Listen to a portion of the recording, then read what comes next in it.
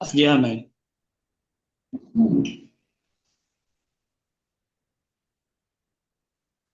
ଶ୍ରୀମଦ୍ ଭଗବତ ଗୀତା ନବମ ଅଧ୍ୟାୟ ଶ୍ଲୋକ ନମ୍ବର 2।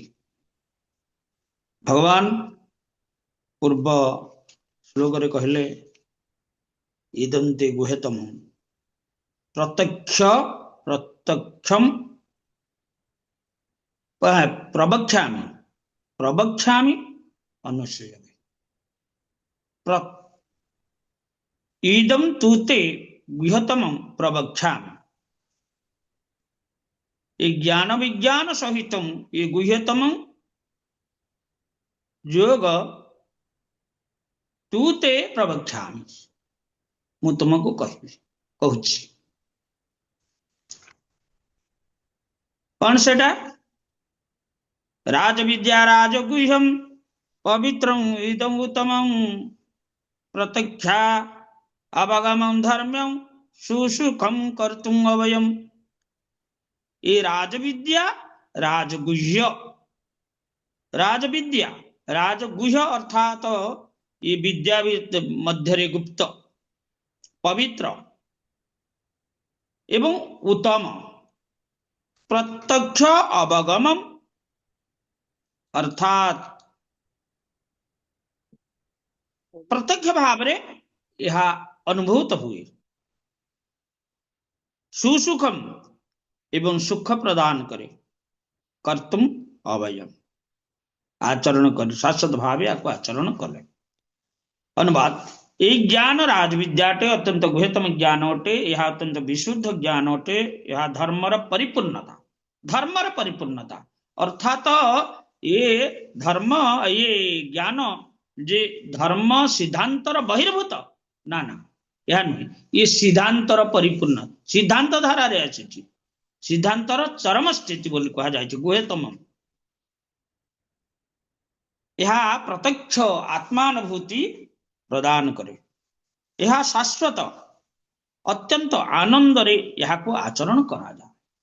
ये जो योग यह को अत्यंत आनंद रे आचरण करा जाए। ए संबंध रे श्रील प्रपात अति सुंदर व्याख्या देछन्ति। भगवत गीतार ये अध्याय को राजविद्या कहा जाए, कारण पूर्वरु कहा जाइथिबा समस्त दर्शन और तथ्यावलीर सार अटे। गोटे गुह्य कथा कहा जाइछि, एठी काली आमे आलोचना करथिले जे प्रथम अध्याय द्वितीय तृतीय अध्याय ये होछि गुप्त ज्ञान, सप्तम अष्टम गुप्ततर ज्ञान, नवम अध्याय है गुप्ततम ज्ञान। तेणु ये गुप्ततम ज्ञान कौन जिते आम आगक जावा ये सब जिनस आस्वादन करवा, आस्वादन करिचे मध्य जेहेतु आम यहाँ द्वितीय तृतीय बार पाठ करुचे। 7 जन मुख्य दार्शनिक अछंती, गौतम, कणाद, कपिल, याज्ञवल्क, सांडिल्य, वैश्यानर, शेषर वेदांत सूत्र प्रणेता व्यासदेव। तबे तेणु दर्शन विद्या किंबा दिव्यज्ञान क्षेत्र रे ज्ञानर अभाव नाही, दर्शन विद्या किंबा दिव्यज्ञान क्षेत्र रे ज्ञानर अभाव नाही। ए गौतम, कणाद, कपिल, याज्ञवल्क, सांडिल्य मुनि को कथा कहि परिबानी, कारण सांडिल्य मुनि जेतेबेले वज्रनाभ आसिले मथुरा को, तांकु वृंदावन रे भगवत कथा कीर्तन करे, उद्धव प्रकट होते से सांडिल्य मुनि। वैश्यानर के संबंध में आमर ज्ञान नहीं, वेदांत सूत्र प्रणेता शेष व्यासदेव, ये 6 जन दार्शनिक। गौतम, कणाद, कपिल ए संबंध हरिनाम चिंतामणि रे वर्णना करा जायछि। एमाने हेतुवादी इस सिद्धांत को जो वैदिक सिद्धांत जो धारा रे आसुची हमर धर्म धारा याकू बाद नुआ धारा से सृष्टि करछंती हेतुवाद। कपिल कहले भगवान कपिल नुहंती, ये कपिल नाम के जने दार्शनिक। याज्ञवल्क कर ଯୋଗ ମାର୍ଗ ଅତ୍ୟନ୍ତ କଠୋର ଏ ଯୋଉ ମାୟାବାଦ ଭଳି ଅର୍ଥାତ ଜଗତ ମିଥ୍ୟା ବ୍ରହ୍ମ ସତ୍ୟ ୟା ଉପରେ ତାଙ୍କର ଦର୍ଶନ ଆଧାରିତ ଅତି ବୈରାଗ୍ୟ ଭାବ। ତେବେ ତେଣୁ ଦର୍ଶନ ବିଦ୍ୟା କିମ୍ବା ଦିବ୍ୟ ଜ୍ଞାନ କ୍ଷେତ୍ରରେ ଜ୍ଞାନର ଅଭାବ ନାହିଁ। ବର୍ତ୍ତମାନ ଭଗବାନ କହୁଛନ୍ତି ଯେ ନବମ ଅଧ୍ୟାୟ ସମସ୍ତ ଜ୍ଞାନର ରାଜା। वेदाध्ययन एवं विभिन्न प्रकार दर्शन शास्त्राध्ययन ज्ञान प्राप्त हो जाए से सब ज्ञानर सार है गीतार नवम अध्याय। यह हूँ अत्यंत गुह्यतम ज्ञान कारण दिव्य ज्ञान गुह्यतम ज्ञान आत्मा और शरीर मध्य पार्थक्य को निर्देश करे। ये समस्त गुप्त ज्ञान राजा भक्ति जोग ही परिसमाप्ति लाभ करे। कर्मयोग पर आसला ज्ञान जोग पर भक्ति जोग। कर्मयोग रे किभली कर्म करिवो भगवान को निमित्त किभली कर्म करिवो किभली सब कर्मफल त्याग करिवो इत्यादि इत्यादि। कर्मफल त्याग कला परे आमर गोटे जिज्ञासा भाव आसीबो जे वास्तविक ये जगतटा कौन आमे काहे की कर्म करूचे आमे काहे की कर्म कले मध्य सुख पाउने दुख पाउचे सुख निमित्त कर्म करूचे किंतु दुख पाउचे। ये सब कथा तो भावार्थ सुंदर भाव में वर्णना करा जायछि आगु जीवा। तबे ये कर्मयोग तेणु ये जो तापरे तार जो गोटे जिज्ञासा आसुची जे आमे सुख पे कर्म करूचे कहीं दुख पाउचे तेबे सुख पाइबा केमती। तेणु ये जिज्ञासा स्थिति तेणु से कौन करो ज्ञान अभ्यास करो।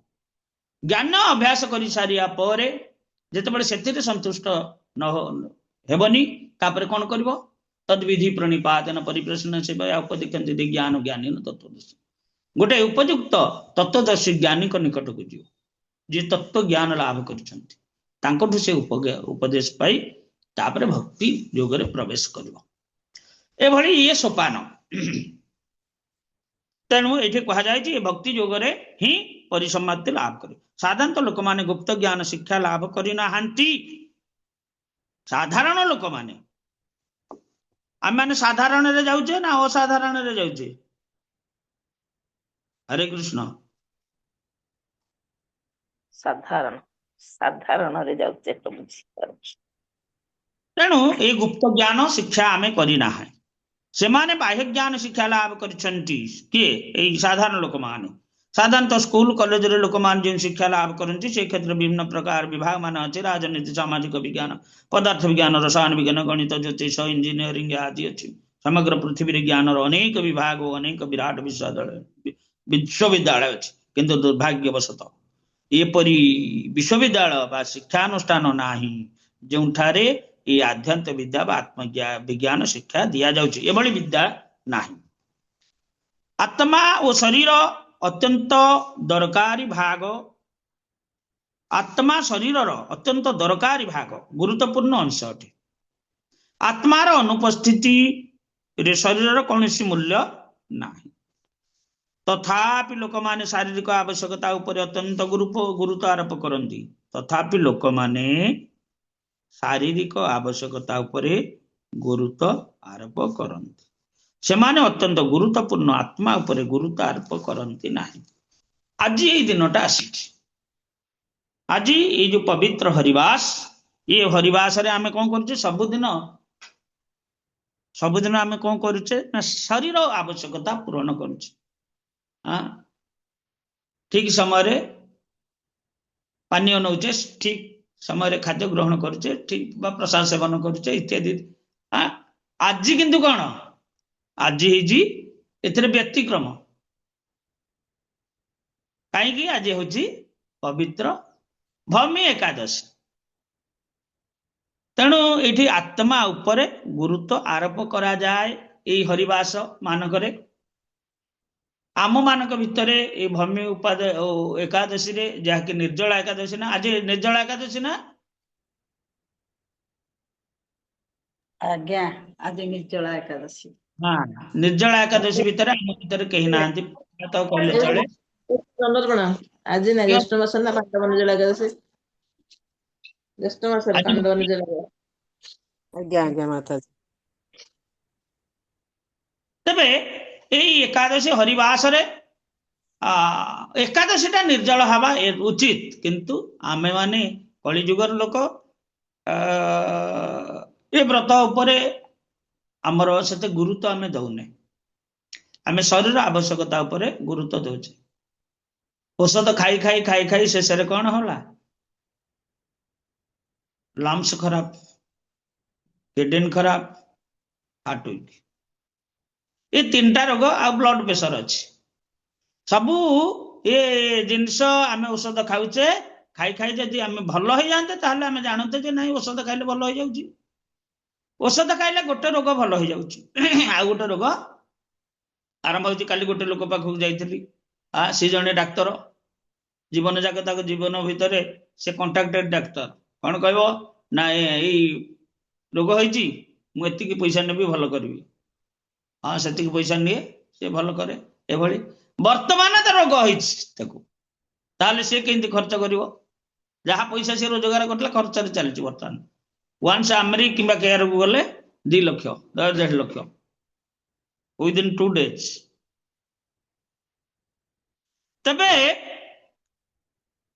ଆମର ଏଇଠି ଯେ ଆମର ଯୋଉ ଆତ୍ମା ଆଉ ଶରୀର ଏ ସମ୍ବନ୍ଧୀୟ ଜ୍ଞାନର ସମ୍ପୂର୍ଣ୍ଣ ଅଭାବ, ଆତ୍ମା ଆଉ ଶରୀର ସମ୍ବନ୍ଧ ଏ ଜ୍ଞାନର ସମ୍ପୂର୍ଣ୍ଣ ଅଭାବ। ଏଥିପାଇଁ କୌଣସି ସ୍କୁଲ କଲେଜ ଇତ୍ୟାଦି ନାହିଁ। ବର୍ତ୍ତମାନ ବିଭିନ୍ନ ପ୍ରକାର ITI ସେକ୍ଟର ଇତ୍ୟାଦି, ଇନଫ୍ରାଷ୍ଟ୍ରକ୍ଚର ସେକ୍ଟର ଇତ୍ୟାଦି ସବୁ ଅନୁଷ୍ଠାନ ହେଇ ସରକାର ବିଭିନ୍ନ ଯୋଜନା କରିଚାଲିଛନ୍ତି। ଲୋକମାନେ କେବଳ ଅର୍ଥନୈତିକ ସ୍ତରରେ କେବଳ ଉନ୍ନତି କରନ୍ତି, କିନ୍ତୁ ୟା ଦ୍ୱାରା କଣ ହଉଛି ନା ବିଭିନ୍ନ ପ୍ରକାର ଔଷଧ ଫ୍ୟାକ୍ଟ୍ରି ଯାହାକି ବିଷ ସୃଷ୍ଟି କରୁଛି। ତେଣୁ ଆମେ ଯେତେ ପନିପରିବା ଯାବତୀୟ ଜିନିଷ ଆମେ ଗ୍ରହଣ କଲେ, ଫଳ ବି ଗ୍ରହଣ କଲେ, ତାହା ମଧ୍ୟ ବିଷାକ୍ତ। ଫଳଟା କଦଳୀ କାନ୍ଦିଟା ଶୀଘ୍ର ପାଚି ଯିବା ପାଇଁ ତାକୁ ସ୍ପ୍ରେ କରାଯାଉଛି ଇତ୍ୟାଦି ଇତ୍ୟାଦି। ତେବେ ଆମେ ଅରିଜିନାଲ ବା ମୌଳିକ ଜିନିଷ ଗୋଟିଏ ପ୍ରାପ୍ତ ହେଇପାରୁନା ବର୍ତ୍ତମାନ ସମାଜରେ। କାରଣ ଇଏ ହେଉଛି ଦୁର୍ଭାଗ୍ୟ ସମୟ, ଆଉ ସରକାରଙ୍କର ଏଥିପାଇଁ এই ଦୁର୍ଭାଗ୍ୟତା ବଢେଇବା ପାଇଁ ବିଭିନ୍ନ ପ୍ରକାର ଯୋଜନା ଅଛି। ତାଙ୍କର ଜ୍ଞାନ ନାହିଁ ଯେ ବାସ୍ତବିକ ଲୋକମାନେ ସୁସ୍ଥ, ଏତେ ଆମେ ଯେମିତି କହୁଛେ ଯେ ଏତେ କର୍ମ କଲେ ସୁଖ କାହିଁ ପାଉନି, ଠିକ ଏତେ ଯୋଜନା ହଉଛି ଲୋକମାନଙ୍କ ମଧ୍ୟରୁ ଦାରିଦ୍ର୍ୟ କାହିଁ ଯାଉନି, ଦୁଃଖ କାହିଁ ଯାଉନି। ଏତେ ଡାକ୍ତରଖାନା ଖୋଲୁଛି, ଏତେ ତ ଏଇ ଯୋଉ 5-10 ବର୍ଷ ଭିତରେ ବଡ ବଡ ଡାକ୍ତରଖାନା ସବୁ ଖୋଲିଲା। ତା ପୂର୍ବରୁ କେବେ କଳିଙ୍ଗ ପ୍ରଥମେ ହେଇଥିଲା। ତେବେ ଏତେ ମେଡିକାଲ ଖୋଲୁଛି, ଲୋକଙ୍କ ମଧ୍ୟରୁ ଇଏ ରୋଗ କାହିଁକି ଦୂରୀଭୂତ ହଉନି?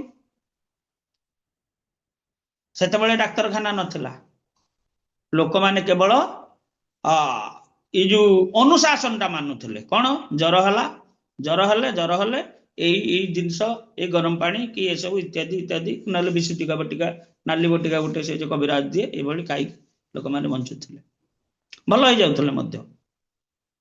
କାରଣ ସେମାନଙ୍କର ଇମ୍ୟୁନିଟି ପାୱାର ଯୋଉଟା ଶାରୀରିକ ଶକ୍ତି ଏସବୁ ଥିଲା।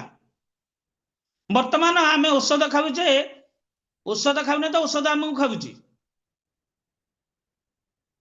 ତଦ୍ୱାରା ଏଇ ଯୋଉ ଶାରୀରିକ ଇମ୍ୟୁନିଟି ପାୱାର ଯୋଉ ସମ୍ପୂର୍ଣ୍ଣ ରୂପେ ନଷ୍ଟ ହେଇଗଲା। ବିଭିନ୍ନ ପ୍ରକାର ଆଣ୍ଟିବାୟୋଟିକ ଆମେ ସେବନ କରୁଛେ।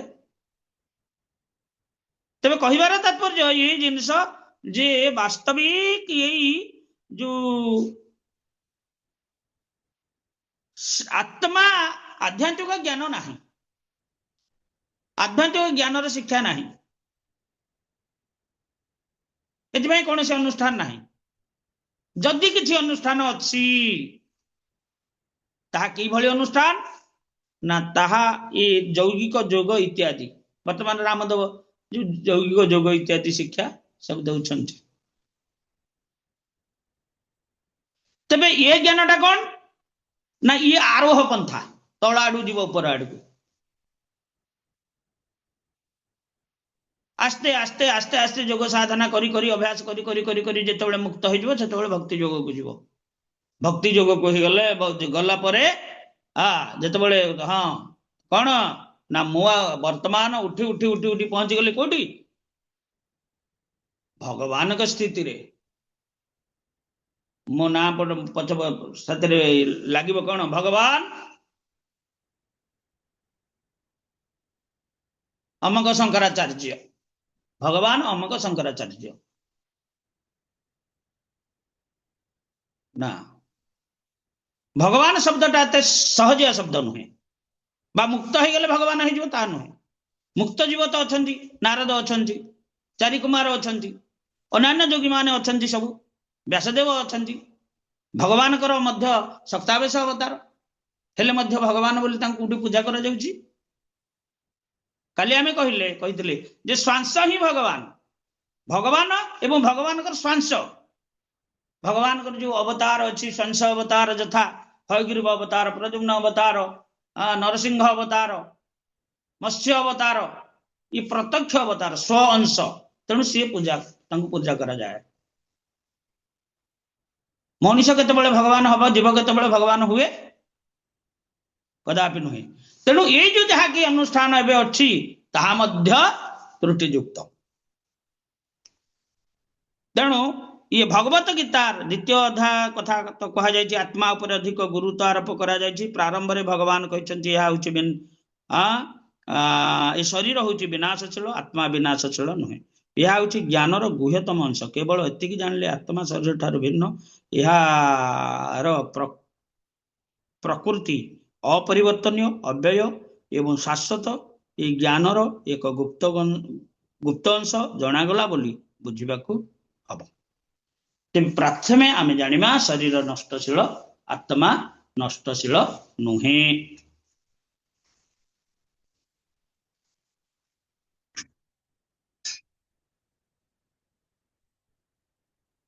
तबे जितेबाला आपण माने जितेबाला भगवत गीतार द्वितीय अध्याय पाठ करुथिबे सेतेबाला निश्चित भावे अर्जुन को भगवान किभली अर्जुन प्रश्न अर्जुन मनोभाव को नहीं भगवान उत्तरटा किभली दौरान आउ अर्जुन को कहते जे कुतः तां कस्मल इदम विषमे समुपस्थितम अर्जुन कौन खराब कहले किंतु भगवान ताकू तिरस्कार कले जे ये कस्मल कलमस ये जो मैला जिनस ये समय ये विषम स्थिति तो मन को आसला केमती वर्तमान यदि पुआ धरी कौन अस्त्र धरी बापा को मारे बापा से मारदे जन्म कर तो मारदे मारदे एटा ठीक ना प्रतिरोध करवा ताठू अस्त्र छड़ेवा एटा ठीक ठीक ये परिस्थिति ये आसी तेबे शरीरटा आमर नुह आमे आमर आमर कहचे शरीरटा आमर नुह तो आम द्वारा सी नियंत्रित होनी सी आमर प्रारब्ध द्वारा नियंत्रित होची एई पारार शेष आड़ को एक वर्णना करा जायछि जेतेबेले शरीर ठारू आत्मा भिन्न और जेतेबेले शरीर नष्ट हो जाए कि व्यक्ति जेतेबेले शारीरिक बंधन मुक्त हो जाए सेतेबेले आत्मा निर्विशेष बा शून्य भाव रह जाए किंतु वास्तव में कथाटा नुहे अनेक लोकों पाखक जितेबाला आलोचना हुए आ मृत्यु पर आउ कौन अच्छी कि मृत्यु पर आउ कौन अच्छी लोक मरीगला सब सरीगला ना आउ कौन अच्छी हारामणि माता जी लोक मरीजा पर सब सरीगला आउ कौन अच्छी कौन नहीं प्रभुजी से तार आत्माटा आउ गोटे को माने नव जो को शरीर हाँ कौ शरीर प्रवेश करे बा से भल शरीर हो पारे मंद शरीर हो पारे किंबा भूत प्रेत शरीर हो पारे किंबा जातना शरीर हो पारे जातना शरीर गोटे अच्छी 4 लाख मनीष भितर मध्य जातना शरीर अच्छी जातना शरीर कौन माने सेटा कष्ट माने बहुत कष्ट एटा कोठी हरि कृष्ण दंडवत जे शरीर रे बहुत कष्ट कोठी शरीर मिले केते बेले मिले जीव को ମାନେ ସେଇଟା ହଉଛି ଜମ ଦ୍ଵାରା ଯାତନା ଶରୀର ସେ ଜମ ଦିଏ ସୂକ୍ଷ୍ମ ଶରୀର ନେଇକିରି ମୃତ୍ୟୁ ପରେ ଏଇ ଯୋଉ ପ୍ରେତ ଶରୀରଟା ଏଇଟା ହଉଛି ଯାତନା ଶରୀର। ଯାତନା ଶରୀର ଏ ଯାତନା ଶରୀରଟା ମୃତ୍ୟୁ ପରେ ଦିଆଯାଏ। ନିଆଁରେ ତମକୁ ପକଉଥିବେ, ଟିକେ କଷ୍ଟ ହେଲେ ବହୁତ କଷ୍ଟ ଅନୁଭବ ହଉଥିବ। ନିଆଁରେ ତତଲା ତେଲରେ ପୋଡିଯିବ, ପକେଇଲେ ସେମାନେ ତ ମରିଯିବା କଥା। ଯାତନା ଶରୀରରେ ଯାତନା ଶରୀର ମରେନି, କିନ୍ତୁ କଷ୍ଟ ପାଏ, କଷ୍ଟ ପାଇବ, ମରିବନି। ଆମେ ଜାଣିଛେ ଭୂତ ପ୍ରେତ ଯେତେବେଳେ ଆମର ଏଇ ଯୋଉ ଶୁଦ୍ଧ କ୍ରିୟା ହଉଛି, ସେତେବେଳେ ଶୁଦ୍ଧ କ୍ରିୟାରେ କଣ କରୁଛେ ନା ଖାଇବାକୁ ଦଉଛେ, ବାରିଆଡେ ଇତ୍ୟାଦି ଇତ୍ୟାଦି ସବୁ ଖାଇବାକୁ ଦଉଛେ। ସେତେବେଳେ ସେ କଣ କରେ ନା ଗୋଟେ ଜୀବ ଉପରେ ସବାର ହେଇକି ଆସେ, ସେଟା ଖାଏ, ତୃପ୍ତି ଲାଭ କରେ। ତାର ନିଜେ ସେ ଏମିତି ଖାଇପାରିବନି। ଆମେ ଦୁନ୍ଦୁକାରୀ କଥା ବି ଶୁଣୁଛେ, ଏତେ କଷ୍ଟ ପାଉଥିଲା ସିଏ ଯେ ପାଣି ବି ପିଇ ପାରେନି, ପାଣି ପ୍ରବଳ ଶୋଷ ହବ, ପାଣି ପିଇ ପାରିବନି, ପ୍ରବଳ କ୍ଷୁଧା ହବ, ଖାଇପାରିବନି। ସେତେବେଳେ ତାକୁ ପ୍ରଥମେ ଶୁଦ୍ଧ କରିବାକୁ ପଡିଲା। ସେ କଷ୍ଟରୁ ତାକୁ ଶୁଦ୍ଧ କରିବାକୁ ପଡିଲା। କିଏ? ଗୋକର୍ଣ୍ଣ ତାକୁ ଶୁଦ୍ଧ କରିକି ବାଉଁଶ ଗଣ୍ଠି ଭିତରେ ସେ ରହିକି ଭାଗବତ ଶ୍ରବଣ କଲା। ତେବେ ଏଇ ଜିନିଷଟା ସତ ଜିନିଷ। ଆତ୍ମା ଅଛି, ଆତ୍ମା ସହିତ କିଏ କିଏ ଯାଏ? ମନ, ବୁଦ୍ଧି, ଅହଙ୍କାର, ଚିତ୍ତ, ଏ ଚାରିଟା ଅନ୍ତଃକରଣ ଯୁକ୍ତ ହେଇକି ଯିଏ ଯାଏ ସୂକ୍ଷ୍ମ ଶରୀର। ଯାତନା ଶରୀର ପାଇଲେ ମଧ୍ୟ ଏ ସୂକ୍ଷ୍ମ ଶରୀର ଭିତରେ ପ୍ରବେଶ କରିବ।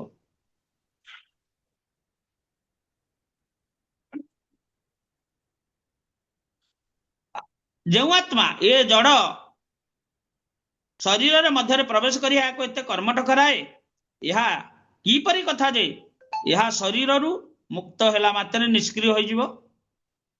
ଏହା ସର୍ବଦା କ୍ରିୟାଶୀଳ।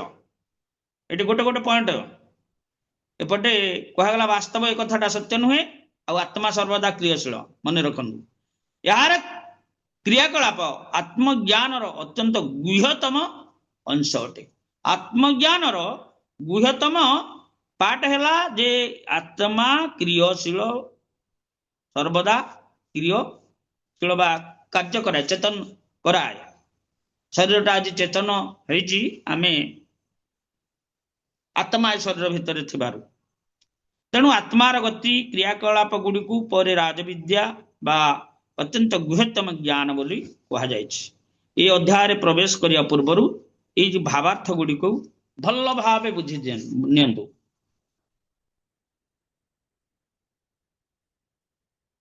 ଏଇଠି ପାପ କ୍ରିୟା କଥା କୁହାଯାଇଛି ଏ ପାରାଗ୍ରାଫରେ, ଯେ ମୁଁ ତ ଗୋଟେ ଲୋକଟାକୁ ମାରିଦେଲି, କାହିଁ ମୋର ତ କେହି କିଛି କରିପାରିଲେନି, ଛାତିକି ଫୁଲେଇକି ଚାଲିବ। ମୁଁ ଏଇଟା ଚୋରି କରିଦେଲି, କାହିଁ ତ କେହି ଦେଖିନାହାନ୍ତି, ମୋର କିଛି ହେଲାନି। ତେଣୁ ଚୋରି କରିବା ଗୋଟିଏ ପୁଣ୍ୟ, ଭଲ କାମ। ମଣିଷ ମାରିବା ମଧ୍ୟ ଗୋଟେ ଭଲ କାମ। କାହିଁକି ନା ମୁଁ ମାରିଦେଲି, ମୋର କେହି କିଛି କରିପାରିନାହାନ୍ତି, ମୁଁ ଛାତି ଫୁଲେଇକି ଚାଲିଛି। ଏଠି ଗୋଟେ ସୁନ୍ଦର ଉଦାହରଣ ପ୍ରପାତ ଦେଲେ। କଣ? ଯେମିତି ମଞ୍ଜିକୁ ଯଦି ଆମେ ଲଗେଇବା, ଇଏ ସେଥିରୁ ଅଙ୍କୁରୋଦ୍ଗମ ହେବା ପାଇଁ ଟିକେ ସମୟ ନିଏ। ଉପଯୁକ୍ତ ତାପ ଓ ଆର୍ଦ୍ରତା, ଇଏ ତିନିଟା ଯାକ ମିଶିଲେ, ଉପଯୁକ୍ତ ସ୍ଥିତିରେ ମିଶିଲେ, ସେ ମଞ୍ଜିଟା କଣ, ସେ ବକଳଟା ଫାଟିବ, ଫାଟିକି ସେ ଭିତରୁ ଗଜା ବାହାରିବ। ଠିକ ସେଇଭଳି ଇଏ ପାପ କ୍ରିୟାଟା ଇଏ ହଠାତ୍ ମାନେ ଜଣା ପଡେନି,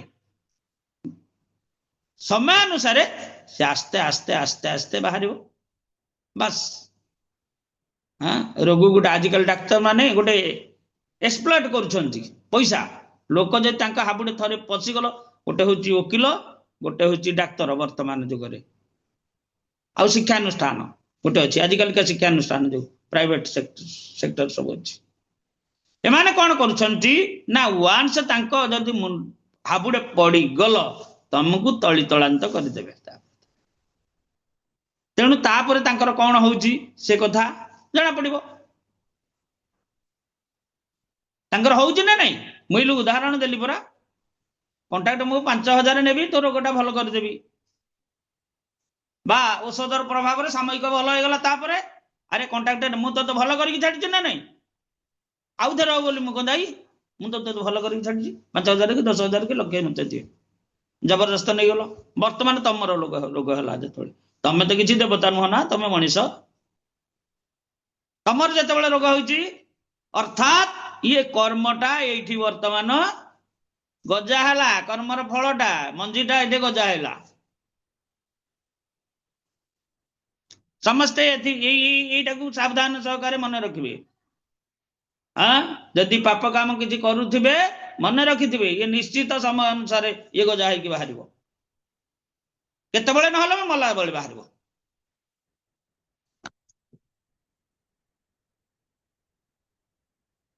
ତେଣୁ ଏହିପରି ପାପ କର୍ମର ପ୍ରତିକ୍ରିୟା ବର୍ତ୍ତମାନ ସୁଦ୍ଧା ଅଛି, ଯାହାକି ମଞ୍ଜି ଆକାରରେ ଅଛି।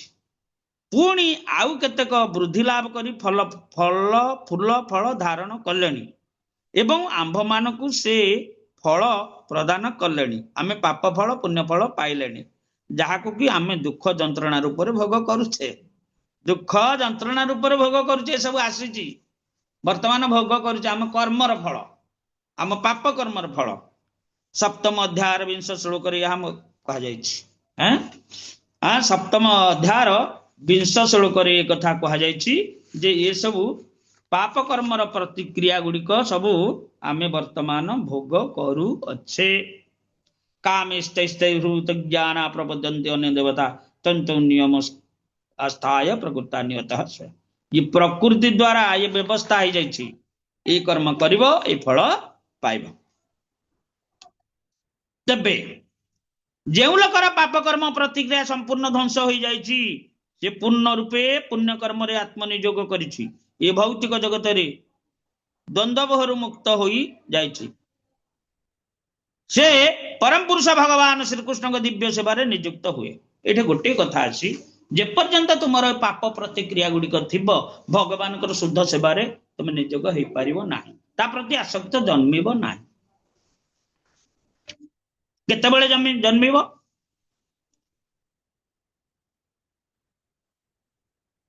ए भौतिक जगतर द्वंद्व मोहर जे मुक्त हो जाइछि, से परम पुरुष भगवान श्रीकृष्ण को दिव्य सेवा नियुक्त हुए।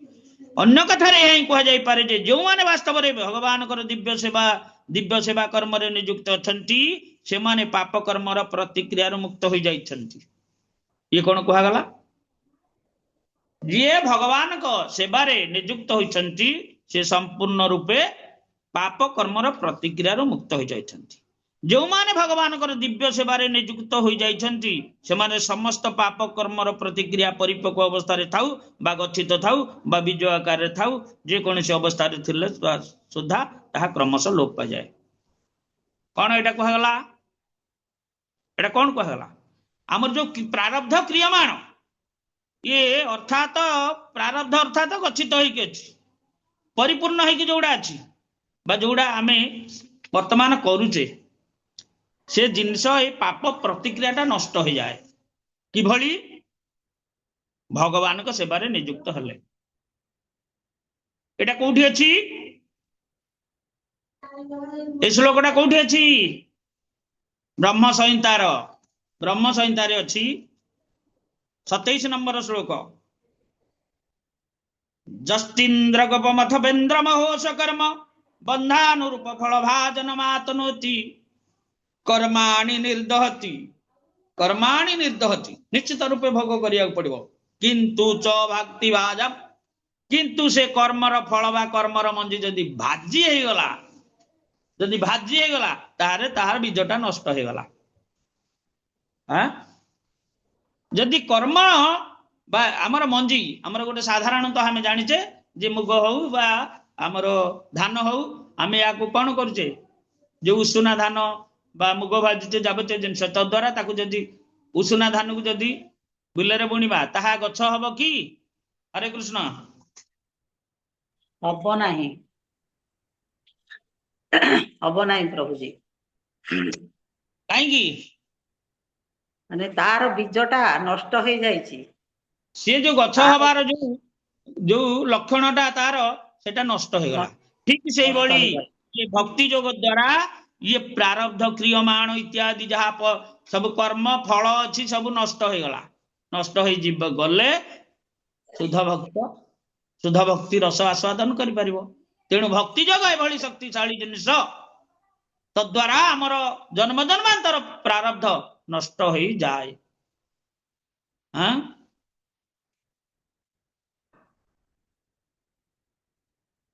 शुणत अंश कथा कृष्ण पुण्य श्रवण कीर्तन हृदयंतस्थ ही अभद्राणि विधुनोति श्रुत सतम विद्यते हृदय गंधि छिन्दन्त सर्व संशया कियंत च कर्माणि दुष्ट एवात्मनीश्वरे श्रीमद् भागवतम विद्यते हृदय गंधि छिन्दते सर्व संशया कियंत च कर्माणि दुष्ट एवात्मनीश्वरे केते केते सुंदर जिनिस अछि को अनादि कलरु आमे कष्ट भोगी भोगी आउचे जन्म जन्मांतर पाप बुजुड़ी की मुंडई मुंडई ये क्षणक मध्य ताहा नष्ट हो जाउची गोटे क्षण रे नष्ट हो जाउची एभली की जिनिस अछि गोटे क्षण रे नष्ट कर देउची जन्म जन्मांतर अनादि कालर कर्मफल को नष्ट कर देउची तेणु भक्ति योग मार्ग रे सेवा कर्मर विशुद्धीकरण शक्ति अत्यंत तीव्र अटे आपण माने देखुचंती ना कोठी लिखा है बोली देखिबे ना आउ कोठी लिखा है यहा को कहा जाए पवित्रं उत्तमं एटे कहा गला ना पवित्रं उत्तमं विशुद्धतम बोली कहा जाय ये भक्ति योग को उत्तम अर्थ दिव्या तमसर अर्थ ये भौतिक जगतर अंधकार उत्तम अर्थ जहाँ भौतिक क्रियाकलाप बहुत ऊर्धरे अर्थात दिव्य भगवान दिव्य सेवा कर्म को कदापि भौतिक कर्म बोली विवेचना करबा उचित नुहे भगवान यही भौतिक देश में दूषित नुहंती जदि दूषित होता तांकर ये जो शुणता स्व कथा कृष्ण तांको कथा क्रियाकलाप लीला इत्यादि श्रवण कले आमर केंद्र आमर हृदयर जन्म जन्मांतर ये भौतिक दोष नष्ट हो जाउची आ भगवान कौन दूषित भौतिकतार दूषित जो दूषित होता कथा श्रवण कले आलोचना कले आमर केमती आमर बढ़िया कथा आमर भौतिक दोष बढ़िया कथा नष्ट हो जाउची कहीं जोठी कोठी गाँ गहली किसी राजनैतिक आलोचना होथबो कि नहले गोटे झील पुआ विषय रे जदि आलोचना करथिबे लोक माने आ करिके चाहुछंती सुनिबा लोक बहुत शुणिकी आनंद पाउची भलो चाष खेला होची देखिबा लोक बहुत आनंद पाउची जे खेलुची आनंद पाउ न पाउ या द्वारा कौन ना समय अपचय संगे संगे ये जो प्रारब्ध जिनस गुड़ाक जो गच्छित जिनस गुड़ाक ये सब आस्ते आस्ते बढ़ुची याडे देखुथबो जप जदि कौन कारण से जप करुथिबो बा जप करिया लोक जदि सेटा दर्शन करिवो से कौन तार जप कला बेले सेटा मन पड़िवो ताकि जदि टिके से जदि ध्यान सहित जप करे ताले सेही जिनसटा आगे मन पड़िवो तेबे बहुत भगवान क्रियाकलाप भगवान लीला श्रवण बा स्मरण करने कह जाए तस्मात् एक मनसा भगवान शाश्वतम पदे श्रुतव कीर्तितव्यश्च ध्येय पूज्यस्त नित्यता भगवान जप कला भगवान लीला जदि आमे ध्यान परिसर भितर आसुचे स्मरण रे आसुची ताहाले अत्यंत कल्याणकर विषय किंतु जागतिक कथा जदि आसिला समस्त प्रकार अकल्याणकर विषय अटे तेणु भगवान लीला मनुष्य लीला नुहे मनुष्य भली यही बद्ध जीव लीला भगवान लीला नुहे तेणु कह जागला शुणत अंश कथा कृष्ण पुण्य सर्वन कीर्तन हृदयंतस्थई अभद्राणी विधुनति सुहृद शतम ठीक भाव पुणी श्रवण करिया पड़ो आम कह कि मायावादी भाष्य चुनले हो सर्वनाश मायावाद असत्य शास्त्र मायावाद असत्य शास्त्र मायावाद शास्त्र पढ़िबनी ए भली कृष्ण कथा जो वर्णना है ताहा पढ़िबनी मायावादी ठार शुणिबनी से अलग प्रकार कथा कहबे जाओ भागवत पढ़ वैष्णव स्थाने एकांती आश्रय कर एकांती आश्रय कर चैतन्य चरणे महाप्रभुंकर जो शुद्ध भक्त मान अच्छा ठारू यह श्रवण करवा उचित ମାୟାବାଦୀଙ୍କ ଠାରୁ ଶ୍ରବଣ କରିବନି। ଠିକ ଠିକ ମାନେ ତାଙ୍କ ଔଷଧଟା ଏ ରୋଗକୁ ଯଥେଷ୍ଟ ନୁହେଁ, ଏ ଭବ ରୋଗକୁ ଯଥେଷ୍ଟ ନୁହେଁ ତାଙ୍କ ଔଷଧ। ଆଉ ସେମାନେ ଏ ତଳ ଆଡୁ ଯେହେତୁ ଯାଉଛନ୍ତି ଅଭ୍ୟାସ କରି କରି, ସେ ମଧ୍ୟ ତାଙ୍କର ଅସତ ଶାସ୍ତ୍ର ବୋଲି କୁହାଯାଇଛି, ତାଙ୍କ ଉପଦେଶ ଅସତ ବୋଲି କୁହାଯାଇଛି, କାରଣ ସେ ଦୂଷିତ। କେତେବେଳେ ମୁକ୍ତ ହେବେ? ଯଦି ମୁକ୍ତ ହୁଅନ୍ତି, ତଥାପି ସେମାନେ ଯେହେତୁ କହନ୍ତି ମୁଁ ଭଗବାନ ହେଇଗଲି, ଭଗବାନ ସ୍ଥିତିକୁ ଆସିଗଲା, ଏ ସବୁଠୁ ଆଉ ଗୋଟେ ବଡ ବିପଦ। ତେଣୁ ଆମକୁ ପ୍ରଥମତଃ ତ ଭକ୍ତି ଯୋଗକୁ ଆସିବାକୁ ଆମକୁ ଶୁଦ୍ଧ ହବାକୁ ପଡିବ। ତେଣୁ ବ୍ରହ୍ମଭୂତ କଥା କୁହାଯାଇଛି, ବ୍ରହ୍ମଭୂତ କଥା କୁହାଯାଇଛି। ବ୍ରହ୍ମଭୂତ କିଏ? ପ୍ରସନ୍ନାତ୍ମା, ନ ଶୋଚତି ନ କାଙ୍କ୍ଷତି, ତାର ଶୋଚନା ନାହିଁ କି କିଛି ଅଭିଳାଷ ନଥାଏ। ବ୍ରହ୍ମଭୂତ ପ୍ରସନ୍ନାତ୍ମା, ସର୍ବଦା ପ୍ରସନ୍ନ ହେଇକି ତାର ରହିଥାଏ। ହରେ କୃଷ୍ଣ। ପ୍ରଭୁଜୀ, ଯୋଉ ତାଙ୍କ ଔଷଧଟା ଯୋଉ ବୋଲି କହିଲେ, ସେ ତାଙ୍କ ବୋଲେ କି ଭଗବାନଙ୍କ ଔଷଧ? କାହା କଥା ଆଲୋଚନା ହଉଥିଲା ସେତେବେଳେ? ମାୟାବାଦୀ, ମାୟାବାଦୀ ମାନଙ୍କର ଔଷଧ ବା ଉପଦେଶ, ଔଷଧ ବୋଲେ ଉପଦେଶ, ତାଙ୍କ ଉପଦେଶ ଆମର ହୃଦୟ ଶୁଦ୍ଧ କରିବା ପାଇଁ ଯଥେଷ୍ଟ ନୁହେଁ। ତେଣୁ ମାୟାବାଦ ଅସଶାସ୍ତ୍ର, ସେ ପ୍ରକୃତ ଭକ୍ତି ଧାରାରୁ ଦୂରେଇ ନିଏ। ଜୀବକୁ କଣ କରେ? ଭଗବାନ ବୋଲି ଗୋଟେ ସ୍ପର୍ଦ୍ଧା ଜାତ କରାଏ। ଜୀବ ଭଗବାନ ନୁହନ୍ତି, ଜୀବ ଷଡୀ ସୂର୍ଯ୍ୟପୂର୍ଣ୍ଣ ନୁହଁ। ଜୀବ ପାଖରେ 6ଟା ଯାକ ଐଶ୍ୱର୍ଯ୍ୟ ଥିଲେ ମଧ୍ୟ ପୂର୍ଣ୍ଣ ନୁହଁ, ଅଣୁ ଆକାରରେ ଅଛି, ଟିକେ ଟିକେ।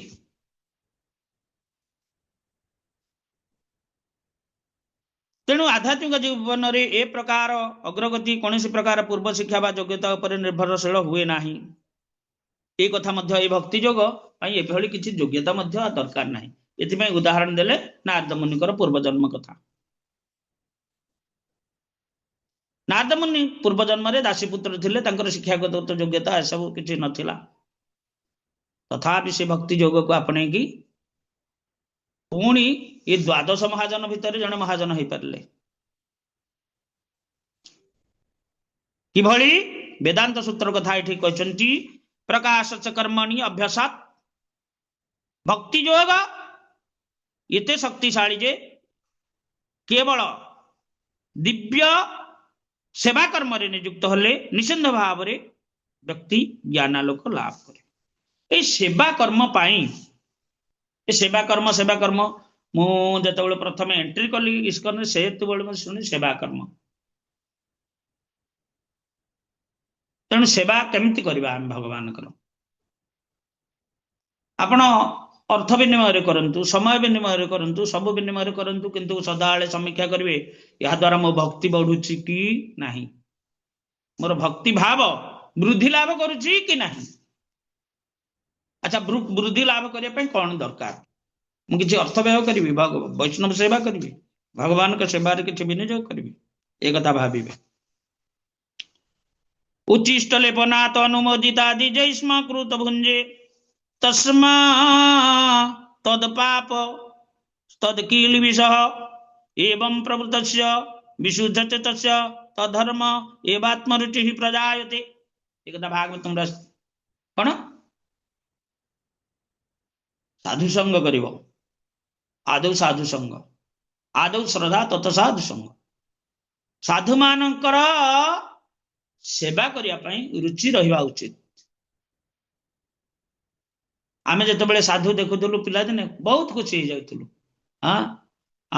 କିଏ ଆଜି ଗୁରୁଦେବ ଆସିଛନ୍ତି, କିଏ ବାବାଜୀ ଆସିଛନ୍ତି ଆଜି ସମ୍ପୁରରୁ, ଗୁରୁଦେବ ଆସିছে, ଆସିଲା ମାନେ ସେ ମତେ ବହୁତ ସ୍ନେହରେ ଆସ ଆସ ଆସ ଆସ ପାଖରେ ବସ, କଣ ଆଣିଛୁ, ଫୁଲ ଆଣିଛୁ, ଆଣି ଦିଏ ଦିଏ, ଏଭଳି ଆଗ୍ରହ କରନ୍ତି। ଆଉ ଆମେ କଣ କରିବୁ ନା, ରାତିରେ ସିଏ ଭୋଜନ କରି ସାରିବା ପରେ ଅନେଇକି ଥିବୁ, ସିଏ ତାଙ୍କ ପତ୍ର ଉଠେଇବା ପାଇଁ। ବୈଷ୍ଣବୀର ଉଚ୍ଚିଷ୍ଟ ତାହେ ମୋର ମନ ନିଷ୍ଠ, ନରୋତ୍ତମ ଦାସ ଠାକୁର କହିଛନ୍ତି।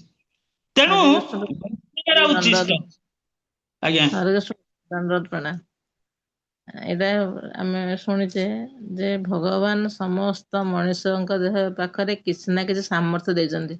ବଳ, ବୁଦ୍ଧି, ଧନ ସବୁ ସାମର୍ଥ୍ୟ ଦେଇଛନ୍ତି। ସେଇ ଆଜ୍ଞା ସାମର୍ଥ୍ୟକୁ ସେ ଯଦି ଭଗବାନଙ୍କ ସେବାରେ ନ ଲଗଉଛି, ଭଗବାନ ତାକୁ ସେଇ ସାମର୍ଥ୍ୟଟାକୁ ଦେବେନି। ତାର ସେବାରେ ତାର ମାନେ ଭଗବତ ସେବାରେ ନ ଲାଗି, ସାଧୁ ବୈଷ୍ଣବ ଭଗବାନ ସେବାରେ ନ ଲାଗି ଯଦି ନିଜ ସେବାରେ ଲଗଉଛି, ଭଗବାନଙ୍କୁ ୟାକୁ ଦେଇକି ତ କିଛି କାମରେ ହେଲାନି ନା।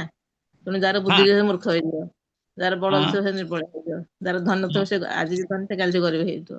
କିନ୍ତୁ ଦେଖନ୍ତୁ, ଆମେ ଯେତିକି ଦେଖୁଛେ ଭୌତିକ ହିସାବରେ, ସେମାନେ ଯେତେ ଭଗବାନଙ୍କ ସେବାରେ ଏଟା ଲଗଉଛନ୍ତି, ସେଟା ସବୁ ବଢିବ, କିଛି ତାର କମିବାର ନାହିଁ। ଯାହାର ଯୋଉ ସାମର୍ଥ୍ୟ ଅଛି, ବୁଦ୍ଧି, ବଳ, ବିଦ୍ୟା, ଧନ ଯାହା ଅଛି, ସେ ସବୁ ଗୁଡା ଯଦି ସେପଟେ ନ ଗଲା, ଏପଟେ ଭଗବାନ ଆଉ ଦେବେନି ତାକୁ। ହଁ, ଭଗବାନ ସୃଷ୍ଟି କରିଛନ୍ତି ଆମକୁ ତାଙ୍କ କାମ କରିବା ପାଇଁ, ତାଙ୍କ ଆଜ୍ଞା। କାର୍ଯ୍ୟ କରିବା ପାଇଁ। ଯେମିତି ଗୋଟେ ବିଭାଗ, ଗୋଟେ ଅଫିସ ସୃଷ୍ଟି ହେଇଛି ଅଫିସ କାମ କରିବା ପାଇଁ। ତମେ ପୁଲିସ ବିଭାଗରେ ଚାକିରି କରିଛ, ମାନେ ଡିପାର୍ଟମେଣ୍ଟ କାମ କରିବା ପାଇଁ। ଆଉ ମାର ଧର କରିକି ତାଠୁ କିଛି ଦିଏ, 5,000 ମତେ ଦିଏ କି 10,000 ଦିଏ, ଏଥିପାଇଁ ନୁହେଁ। ଯେମିତି ଆପଣ ଅବଧୂତ ଆପଣ ଅଭିଷେକ ଯାହା ଦେଇଛନ୍ତି, ଅବଧୂତ ଆପଣ କହିଲେ, ଅବଧୂତ କହିଛନ୍ତି ଯେ ସାଧିବ ସକଳ ଶକ୍ତି। ସାଧିବ ସକଳ ଶକ୍ତି, ଏହାର ଅର୍ଥ ଆପଣ ଯେମିତି କହିଲେ ଯେ ଯାହା ପାଖରେ ଯୋଉ ପ୍ରକାର ବଳ ଅଛି, ଯୋଉ ପ୍ରକାର ଶକ୍ତି ଅଛି, ସବୁ ଶକ୍ତି କି ବିନିମୟ କରିବ। ଯେମିତି ଭଗବାନ ଆପଣଙ୍କୁ ଦେଇଛନ୍ତି ଏଇ ଜିନିଷଟା, ଆପଣ ସମସ୍ତଙ୍କ ସାଙ୍ଗରେ ଏଟା ସେୟାର କରୁଛନ୍ତି, ଆଲୋଚନା କରୁଛନ୍ତି ବୋଲି ସେ ବଢି ବଢି ଚାଲିଛି, ଆଉ କମିବାର ଚାନ୍ସ ଅଛି? ତେଣୁ ଯାହା ପାଖରେ ଯାହା ଥିବ ସେଇଟା ସେ ଭଗବତ ସେବାରେ ଲଗେଇବାର ଅଛି। ଉଦାହରଣ ଆପଣ। ସମସ୍ତେ ଅଛେ, ଆମେ ସମସ୍ତେ ଅଛେ ଏଇଭଳି, କିନ୍ତୁ ସମସ୍ତଙ୍କ ପାଖରେ ଯୋଉ ଜିନିଷ ଅଛି, କେବଳ କୃଷ୍ଣ ଭକ୍ତି ପ୍ରାପ୍ତ ହେବା ପାଇଁ ସମସ୍ତେ ବିନିଯୋଗ କରନ୍ତୁ। ଏଠି ଗୋଟେ ଶୁଦ୍ଧ ଉପାୟ ହେଲା, ନାରଦ ମୁନି ଏଠି ଉଦାହରଣ ଦେଇଛନ୍ତି, ଆମର ମଧ୍ୟ ଶାସ୍ତ୍ରରେ ଅଛି ଯେ ବୈଷ୍ଣବ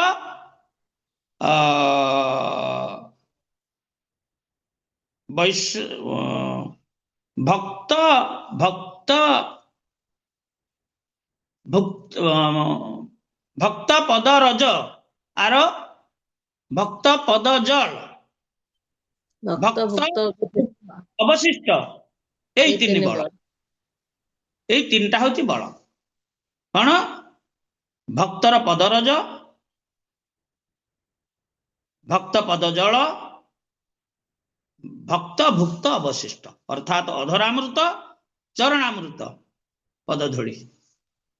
ଏ ତିନିଟା ହଉଛି ଶୁଦ୍ଧ ଭକ୍ତ, ଶୁଦ୍ଧ ଭକ୍ତି ପ୍ରାପ୍ତ ହେବା ପାଇଁ ବଳ, ଆଉ କିଛି ନାହିଁ। ଏଇଟା ନାରଦ ମୁନି ଏହାର ଉଦାହରଣ। ତେଣୁ ଏ କଥା ଏଠି, ଏଇ ଭକ୍ତି ଯଦି ପ୍ରାପ୍ତ ହେଇଯିବା, ତାହେଲେ ଜନ୍ମ ଜନ୍ମାନ୍ତର ଅନାଦି କାଳର ଇଏ ଯୋଉ ପ୍ରାରବ୍ଧ ସାଙ୍ଗେ ସାଙ୍ଗେ ନଷ୍ଟ ହେଇଯିବ। ଏଠି କୁହାଗଲା କଣ? କର୍ମାଣି ନିର୍ଦହତି କିନ୍ତୁ ଚ ଭକ୍ତି ଭାଜମ୍ ଗୋବିନ୍ଦମ୍ ଆଦି ପୁରୁଷମ୍ ତମଃ। କାଲି ମହାରାଜ କହୁଥିଲେ, ଶୁଣୁଥିଲେ ଯେ ଆମେ ମାନେ ଯୋଉ ସାଧନ ସବୁ ପ୍ରକ୍ରିୟା କରୁଛେ, ସାଧନ ଚେଷ୍ଟା କରୁଛେ, ସେ ହଉଛି କଣ? ସେ ଟ୍ରାକ ରେ ମାନେ ଟ୍ରେନ ଯାଉଛି, ଟ୍ରାକ ରେ ବସ୍ ଯାଉଛି, କିନ୍ତୁ ଗଲେ ବି ଟ୍ରାକ ରେ ଆକ୍ସିଡେଣ୍ଟ ହବାର ଚାନ୍ସ ଅଛି। ଆକ୍ସିଡେଣ୍ଟ ନହବା ପାଇଁ କଣ? ସେଟା ସାଧୁ କୃପା, ମହତ କୃପା। ସେଇଟା ଯଦି ଦିଟା ମିଶିଗଲା, ଯାଇକି ସେ ଗନ୍ତବ୍ୟସ୍ଥଳରେ ପହଞ୍ଚିଯିବ। ନହେଲେ ତମେ କେତେ ତମେ ଆଜ୍ଞା ଟ୍ରେନ ଟା ମହାରାଜ। ଯାଉଛ, ସ୍ପିଡରେ ନେଇପାରିବନି, କାରଣ ଦଶପଲ୍ଲାରୁ ବା ମହିପୁରରୁ ନୟାଗଡ଼ରେ ପହଞ୍ଚିବା ପାଇଁ ଏତିକି ସମୟ ଦରକାର। ସେତିକି ସମୟ ଭିତରେ ତାଠୁ ଶୀଘ୍ର ପହଞ୍ଚିବନି କି ତାଠୁ ଡେରିରେ ବି ପହଞ୍ଚିବନି। ତମ ଇଚ୍ଛାରେ ତମେ, ମତେ ଜଣେ କହୁଥିଲେ, କହିଲେ ଯଦି ସେମିତି ହୁଏ ତାହେଲେ ଆମକୁ ସେଠି ଗୋଟେ ରିଟିନ୍ ଏକ୍ସପ୍ଲାନେସନ ଦବାକୁ ପଡୁଛି, କାହିଁକି ତମର ଡେରି ହେଲା, କାହିଁକି ଶୀଘ୍ର ଆସିଲ, ଏଥିପାଇଁ। ତେବେ ଏଇ ଯୋଉ ଭକ୍ତି ଯୋଗର ପରାକାଷ୍ଠା ଆମେ ଏଇଠି ଯାହା ପ୍ରପାଦ ବର୍ଣ୍ଣନା କରିଛନ୍ତି, ଆମେ ତାହା ଆଲୋଚନା କଲେ। ତେଣୁ ଏ ଭକ୍ତି ଯୋଗ ଆରମ୍ଭ ହଉଛି କଣ ନା ପ୍ରସାଦ ସେବନ ଶ୍ରବଣ, ଅର୍ଚ୍ଚନ ବନ୍ଦନ ବା ଧାରା ତାର ଅଛି, ଏସବୁ ଅଭ୍ୟାସ କରିବାକୁ ପଡିବ। ସେତେବେଳେ କଣ ନା ଯେତେବେଳେ ଭକ୍ତି ଯୁକ୍ତ ହେଇଯିବା, ଭକ୍ତିର ରସ ଆସ୍ୱାଦନ କରିବା, ସେତେବେଳେ ପତ୍ର ପୁଷ୍ପ ଫଳ ତୋୟମ୍ ଯୋଉମେ ଭକ୍ତା ପ୍ରୟଚ୍ଛତି, ଏଇଟା ସାଧାରଣ କଥା ନୁହଁ। ଯେତେବେଳେ ତାର ମନୋବୃତ୍ତିଟା ଏଇ ସ୍ଥିତିରେ ରହିବ, ସେ ଯାହା ପାଇବ ମୁଁ ଯାଇକି ଗୋପାଳକୁ ସାଙ୍ଗେ ସାଙ୍ଗେ ଅର୍ପଣ କରିଦଉଛି, ପତ୍ର ପୁଷ୍ପ ଫଳ ତାଙ୍କୁ ଭଲ ଲାଗିବ, ଏଇ ଭାବନା ଆସିବ। ଯଶୋଦା ମାତା ସେ ପରା କ୍ରନ୍ଦନ କରୁଥିଲେ, କଣ କୋଇଲ ଖଣ୍ଡ କ୍ଷୀର ଦେବି ମୁଁ କାହାକୁ, ଖାଇବାର ପୁଅ ଗଲା ମଥୁରାପୁରକୁ। ମୋ ପୁଅ ମୁଁ କାହାକୁ ପ୍ରଦାନ କରିବି, ସିଏ ବର୍ତ୍ତମାନ ମଥୁରାରେ ଯାଇକି ଅଛି, ଖାଇବ କିଏ? ଏଭଳି ସର ଲବଣୀ ଅଧାମା ପକ୍ୱରମ୍ଭା ସୁଧାସମ, ମୁଖେ ଦେଲେ ଥୁଥୁ କରି ଫିଙ୍ଗୁ, ଯେତେ ରୂପେ ବଳିଆଇ ଖାଦ୍ୟ ତୋତେ ପରସଇ, କୋପେ ଉଠି ପାକ ଭାଣ୍ଡ ଭାଙ୍ଗୁରେ ମୋ ଜୀବଧନ। ଇଏ ହଉଛି ବାତ୍ସଲ୍ୟ ରସ, ଅର୍ଥାତ୍ ଭକ୍ତିର ଯୋଉ ରସ, ଦାସ୍ୟ ଠାରୁ ଆରମ୍ଭ କରିକି ସଖ୍ୟ ବାତ୍ସଲ୍ୟ ରସରେ ମା ଯଶୋଦା ଯେତେବେଳେ ଏଇଟା ଜିନିଷ ମୋ ପୁଅ ଏଇଟା ଭଲ ଖାଇବ ପୁରା, ମୋ ପୁଅକୁ ଏଇଟା ଭଲ ଲାଗିବ ପୁରା, ଏଇଭଳି ଭଗବାନଙ୍କୁ ସେ ପୁତ୍ର ଭାବେ ଏଭଳି ତାଙ୍କର ସେବା କରୁଥିଲେ। ପତ୍ର ପୁଷ୍ପ ଫଳ ତୋୟମ୍। ଏଇଠି କୁହାଗଲା ଅଶୁଦ୍ଧ ଭକ୍ତି ଯୋଗ, ଯୋଉ ମାୟାବାଦୀଙ୍କର କଥା, ଏଇଟାକୁ ଆମେ ଜାଣିଲେ ସେ ଭିତରୁ କେହି ଯିବେ ନାହିଁ, କ୍ଷମା କରିବେ। ଯଦି ତା ଭିତରୁ କେହି ଯିବେ ତାହେଲେ ନିଶ୍ଚିତ ଏ ଭକ୍ତିର ଯୋଉ ମୌଳିକ ଜିନିଷ, ଶୁଦ୍ଧ ଜିନିଷ ପ୍ରାପ୍ତ ହେବାରୁ ବଞ୍ଚିତ ହେବେ। ତାପରେ ବ୍ରହ୍ମଭୂତ କଥା କୁହାଯାଇଛି। ଆମେ ଭକ୍ତି କିଭଳି ଆରମ୍ଭ କରିବା ନା, ଆମେ ଆଗ ଶୁଦ୍ଧ ହେବାକୁ ପଡିବ। ଶୁଦ୍ଧ ହେଲେ ଏ ଶୁଦ୍ଧ ଜିନିଷ ଆସ୍ୱାଦନ କରିବା। ଶୁଦ୍ଧ ହେବା ପାଇଁ ମହାପ୍ରଭୁଙ୍କ ଧାରାରେ ଆମକୁ ତ ଗୁରୁଦେବ ପ୍ରଦାନ କରିଛନ୍ତି, ଶୁଦ୍ଧ ବୈଷ୍ଣବ ମାନେ ପ୍ରଦାନ କରିଛନ୍ତି। ହରେ କୃଷ୍ଣ କୃଷ୍ଣ କୃଷ୍ଣ ହରେ ହରେ, ହରେ ରାମ ରାମ ରାମ ହରେ ହରେ ନାମ ହରେ ନାମ କଳୁ ନାସ୍ତେବ ନାସ୍ତେବ ନାସ୍ତେବ ଗତିଜନ। ହରିନାମ ବ୍ୟତୀତ ଏ କଳି ଯୁଗରେ ଅନ୍ୟ ଗତି ନାହିଁ। ତେଣୁ ହରିନାମକୁ ଯୋଉମାନେ ଆଶ୍ରୟ କରିଛନ୍ତି ତାଙ୍କର ସେଇ ଆଶ୍ରୟ ମାନଙ୍କର, ସେଇ ଭକ୍ତ ମାନଙ୍କର ସଙ୍ଗ କରିବାକୁ ପଡିବ, ତାଙ୍କର ପଦାଶ୍ରୟ ହେବାକୁ ପଡିବ। ଏଇ ରାଜବିଦ୍ୟା ଆଜିର ଯୋଉ ଭାବାର୍ଥ ପ୍ରପାତ ବିସ୍ତୃତ ଭାବାର୍ଥ ଦେଇଛନ୍ତି, ଆମେ ଯତ୍ପର ନାସ୍ତି ଏ ବିଷୟ ସମ୍ବନ୍ଧରେ ଆଲୋଚନା କଲେ। ଧନ୍ୟବାଦ। ଜୟ ଶ୍ରୀ ପ୍ରପାତ की जय। उपस्थित गौर भक्त वृंद की जय। निताय गौर प्रेमानंदे हरि हरि बोल। कार किसी प्रश्न अच्छी कि? हरे कृष्ण प्रभुजी, नारद तो ब्रह्माଙ୍କ पुत्र थिले ना, पुणी दासी पुत्र कोण? आपणकर मां बापाଙ୍କ ନାଁ कोण वर्तमान? हरे कृष्ण। हाँ, आपणकर बापाଙ୍କ ନାଁ कोण? जगन्नाथ चौधरी। अच्छा, पूर्व जन्म रे सी तम बापा थिले? जानिनी, थेई पारंती। ता पूर्वरु से थिले? हाँ, हेइथियो। हेइथबो? केमती जानिबी ता पूर्वरु कोन थिले किए? ना हेइटा कथा। आमर कहीं नित्य ए जन्म रे जे बापा पर पूर्व जन्म रे से बापा थिले बोली माने नाही। आमे जदी आमे मनकर मनीष हेइथिले कि? आमे मनकर पशु जन्म पाइथबा, से आम पिता हेकि थिले? पक्षी हेइथबा, से आमर पक्षी रूपे पिता हेकि थिले? ना ना ना ना। किंतु भगवानकर नित्य पिता, भगवान जेतेबेले एई जगत को आसंती सेतेबेले एई माने एई जो नंद यशोदा बा दशरथ कौशल्या एमाने तांकर नित्य पिता। सची जगन्नाथ दास, जगन्नाथ मिश्र, सची माता एमाने नित्य पिता। भगवान जेतेबेले आसंती ये तांकर पिता रूपे आसंती। किंतु आम मानकर जीव मानक, साधारण जीव मानकर आमर नित्य पिता कहीं नांती, नित्य माता कहीं नांती, बा आमे नित्य नुह। नारद मुनि कथा कहगला, आपण से प्रश्न कले। नारद मुनि ता पूर्वर कौन थिले, किंतु कौनसी कौनसी कारण जोगु से दासीर पुत्र रूपे जन्म ग्रहण करते, प्रायश्चित करिया पड़ला। आपण पुराण शुणुथिबे, अनेक अप्सरा इंद्र इत्यादि समस्त को मध्य बा विशेष भावे ये जो नलकुबेर मणिग्रीव कुबेरंग पुत्र थिले, सेमानको अभिशाप नारद मुनि देले, जा वृक्ष हो जा, से वृक्ष ही जन्म हले। तेणु देवता मान मध्य अभिशप्त होइके जगत को आसंती। को पशु को आश्रय करिकी पशु जन्म पाती, ସରୀସୃପକୁ ଆଶ୍ରୟ କରି ସରୀସୃପ ଜନ୍ମ ପାଆନ୍ତି ଇତ୍ୟାଦି ଇତ୍ୟାଦି। ଇନ୍ଦ୍ର ଶୁକର ଜନ୍ମ ପାଇଥିଲେ, କୌଣସି ବେଶ ମାନେ ମଧ୍ୟ ଅଲଗା ପ୍ରକାର ଜନ୍ମ ପାଇଥିଲେ। ନାଦକ ନଳକୂବର ମଣିଗ୍ରୀବ ବୃକ୍ଷ ଜନ୍ମ ପାଇଥିଲେ। ନହୁଷ ନହୁଷ କି ଜନ୍ମ ପାଇଲେ? ନହୁଷ କି ଜନ୍ମ ପାଇଥିଲେ?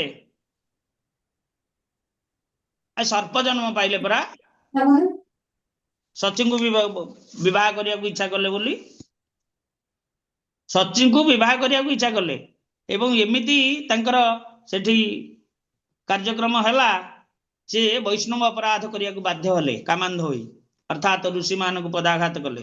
ତେଣୁ ଋଷି ମାନେ ଅଭିଶାପ ଦେଲେ, ଯାହା ତୁମେ ପଦଶୂନ୍ୟ ଏକ ଜୀବ ହେଇକି ଜନ୍ମ ହବ।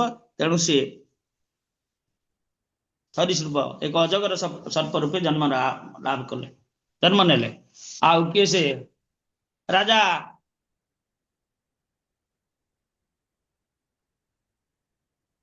ଯେ କି ଆମର କକଳସ ଜନ୍ମ ପାଇଥିଲେ, ନୃଗ ରାଜା। ସେ ଗୋରୁ ଦାନ କରୁଥିଲେ, କିନ୍ତୁ ଦାନ ଗୋରୁଟା କୁ ଆଉ ଥରେ ଦାନ କରିଦେଲେ ବୋଲି ବ୍ରାହ୍ମଣ ଅଭିଶାପ ଦେଲେ, ଯା ତୁ କକଳସ ଜନ୍ମ ପାଇଯା। ଭଗବାନ ତାଙ୍କୁ ଉଦ୍ଧାର କଲେ। ତେଣୁ ଆମର ଜନ୍ମର କିଛି ଯୋଉମାନଙ୍କର ଏଇଠି ଚରିତ୍ର ବର୍ଣ୍ଣନା କରାଯାଇଛି ସେମାନେ ଶୁଦ୍ଧ, ତେଣୁ ତାଙ୍କ ଚରିତ୍ର ଗୁଡା ପୁରାଣରେ ସ୍ଥାନ ପାଇଛି। ଆମେ ତ ସାଧାରଣ ଯିବା, ଆମକୁ ପଚାରେ କିଏ? ଆମକୁ ପଚାରେ କିଏ? ଆମେ ସାଧାରଣ ନୁହଁ, ଅତି ସାଧାରଣ। ଆମର ନାଁ କୋଉଠି ନାହିଁ ଲେଖା ହବାର ହେଲା। ହରେ କୃଷ୍ଣ, ଦଣ୍ଡବତ ପ୍ରଣାମ ପ୍ରଭୁଜୀ। ପ୍ରଭୁଜୀ, ମୃତ୍ୟୁ ପରେ ସମସ୍ତେ କଣ ଯାତନା ଶରୀର, ଯୋଉମାନେ ଅସାଧାରଣ ଯୋଗୀ ଋଷି ସେମାନେ ମୃତ୍ୟୁ ପରେ ସାଧାରଣ ଲୋକ ଯୋଉମାନେ ଆପଣ କହିଲେ ପରା ଅସାଧାରଣ ଯୋଉ ତାଙ୍କର ସେଭଳି ନଥାଏ, ତାଙ୍କର ଇଚ୍ଛା ମୃତ୍ୟୁ ଅଛି, ସେ ନିଜ ଇଚ୍ଛାରେ ଯାଇପାରିବେ। ଆମେ ମଧ୍ୟ ଆଲୋଚନା କଲେ ଶୁକ୍ଳ ପକ୍ଷ, କୃଷ୍ଣ ପକ୍ଷ, ଭକ୍ତ ଏଟାକୁ ଚିନ୍ତା କରନ୍ତିନି। ସାଧାରଣ ଲୋକ ଯାତନା ଶରୀର ପାଏ। ସାଧାରଣ ଲୋକ ଯୋଉମାନେ ପାପ କର୍ମ କରନ୍ତି ଯାତନା ଶରୀର ପାଆନ୍ତି, ଅନ୍ୟମାନେ କାହିଁକି ପାଇବେ? ପ୍ରଭୁଜୀ, ଯୋଉ ପ୍ରାରବ୍ଧର ତ କଟିଯାଏ, ଯୋଉ ନାମ ଜପ କଲେ କିଛି କଟିଗଲେ ତା ସତ୍ତ୍ୱେ ବି ଯାତନା ଶରୀର ମିଳେ? ନାଇଁ, ତାପରେ ମିଳେନି। କିନ୍ତୁ ଆଉ ଗୋଟେ ଜିନିଷ ଏଠି ଅଛି, ସପ୍ତମ ଅପରାଧ, ସପ୍ତମ ନାମ ଅପରାଧ। କଣ ସେଟା? ନାମ ବଳେ ପାପ ବୃଦ୍ଧି। ନାମ ବଳରେ ପାପ ବୃଦ୍ଧି ହବ, ବୁଝିଲେ? ତେଣୁ ଏଇଭଳି ସାବଧାନତା ସହ, ମାନେ ଆମେ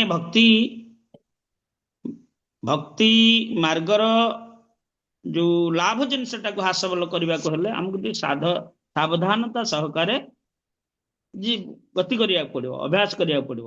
ଭଲ ଆସୁଛି ବୋଲି ମୋର କଣ ଅଛି, ମୁଁ ଯୋଉ ପରୀକ୍ଷା ଗଲେ ସବୁ ମତେ ତ ଆସିଛି, ଆଉ ସବୁ ଆସିଛି ବୋଲି କେୟାରଲେସଲି ଯଦି ଯିବ, ହୁଏତ ଯାଉ ସମୟରେ ପହଞ୍ଚି ନପାରେ। ତୃତୀୟ ସ୍କନ୍ଦ ଭାଗବତ ମାନେ ଆମେ ପଢିଲେନି ଯେ ସାଧନ ରାସ୍ତାଟା ତୀକ୍ଷ୍ଣ ଛୁରା ଭଳି ପ୍ରଭୁ ଭାବାତ କରିନାହାନ୍ତି, ତାକୁ ସାଇଡରେ ଯଦି ସେଭିଂ ହେଇ ବୋଲେ ସମାନ ସେଭିଂ, ନହେଲେ ଗାଲ କାଟିବା ଚାନ୍ସ ଅଛି। 20 ନା 21 ର କଥାରେ 30 3-20-21 ଭାବାତରେ କହିନାହାନ୍ତି। ଯାଉ ଆପଣ ପ୍ରଶ୍ନ ବାସ୍ତବିକ ଉପଯୋଗୀ ଜିନିଷ, ଆପଣ ଏସବୁ ଜିନିଷ ପ୍ରଶ୍ନ କରିବା ଉଚିତ। ତେଣୁ ଯାହା କିଛି ଉତ୍ତର ଦିଆଗଲା ଆପଣ ସନ୍ତୁଷ୍ଟ ହେଲେ ନା ନାଇଁ, ନା ଆଉ କିଛି ରହିଲା? ଠିକ ଅଛି। ତେଣୁ ଭକ୍ତିଟାକୁ ଆମେ ଭକ୍ତି ଅଭ୍ୟାସ କରୁଛେ, ସାବଧାନତା ଅଭ୍ୟାସ କରିବା, ଯେଭଳି କୌଣସି ବୈଷ୍ଣବ ନିକଟରେ ଅପରାଧ ନ ହୁଏ, କୌଣସି ଭକ୍ତଙ୍କ ନିକଟରେ ଅପରାଧ ନ ହୁଏ। ଭଗବାନଙ୍କ ନିକଟରେ ଅପରାଧ ହେଲେ ଚଳିବ, ଭଗବାନ ସେଇଟା ଧରିବେନି, କିନ୍ତୁ ଭକ୍ତଙ୍କ ନିକଟରେ ଅପରାଧ ହେଲେ ଭଗବାନ କ୍ଷମା କରିବେନି।